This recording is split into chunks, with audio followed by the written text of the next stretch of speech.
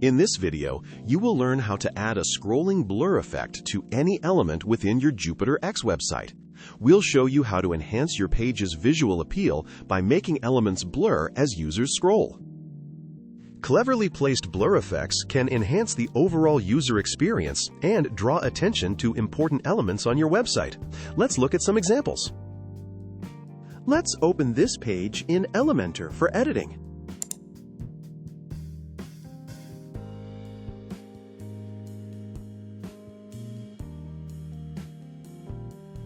Let's choose this image to add the blur scrolling effect.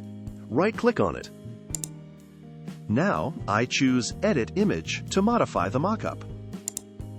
Let's switch to the Advanced tab for more settings. I'll expand motion effects so we can access scrolling effects. I'm turning on scrolling effects so I can add a blur tied to page scroll behavior. Clicking the pencil icon activates the blur scrolling effect. Now scrolling the page will blur the image.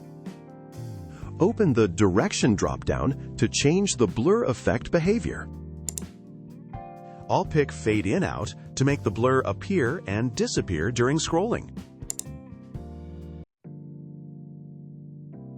Now I'm increasing the level to intensify the blur from subtle to stronger.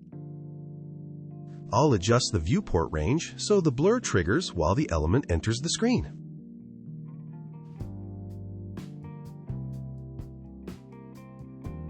Let's open Preview Changes to test the effect. Here is our image widget with the blur effect applied.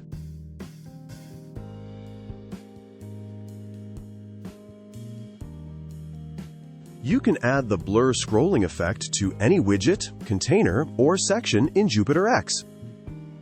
You have now successfully added a scrolling blur effect to an element in Jupiter X. Experiment with different blur levels and viewport settings to create dynamic visual experiences on your pages.